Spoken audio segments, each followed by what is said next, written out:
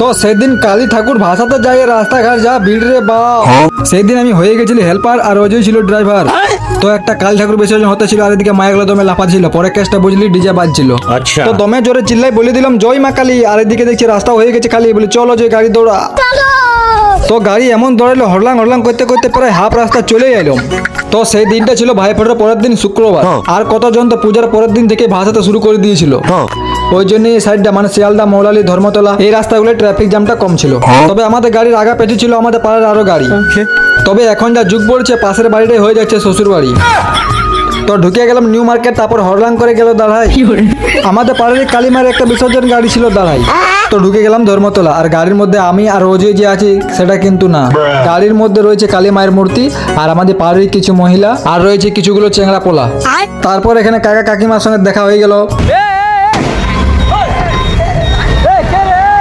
আর এই যে বাজিগুলো ফাটাচ্ছিল এটা আমাদের গাড়ির ছাদের যে ছেলেগুলো বসে আছে তারাই ফাটাচ্ছিল, কিছু ঢেমনাচিতে ছেলে রয়েছে। তারপর আমরা এখানে এডেন গার্ডেন ক্রস করলাম, প্রায় গঙ্গার সামনে চলে এসেছি। এই যে গঙ্গা ঢুকেই গেলাম। তো গাড়িটা পার্কিং করে নেমে গেলাম, আর ওখানে গিয়ে দেখলাম সেরকম একটা ভিড় ছিল না। না যেটা ভাবছিল সে ভিড়টা না, এক বছর যা ভিড়টা পাইছিলি।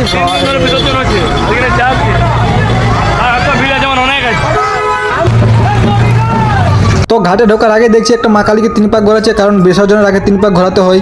তারপর নামে গেলে ঘাটে ঘাটে দেখছি একটা ঠাকুর বিসর্জন হচ্ছে।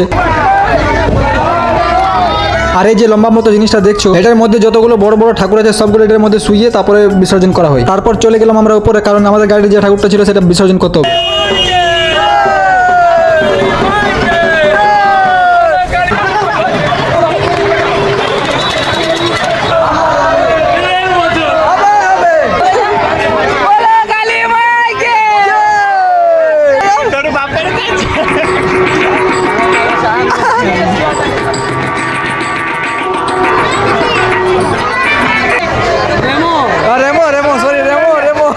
এই যে দেখো এইভাবে সব বড় বড় ঠাকুরগুলোকে বিসর্জন করা হয়। এটা তাও অনেকটা ছোটই ছিল, এর চেয়ে আরো বড় বড় ঠাকুরগুলো এইভাবে বিসর্জন করে।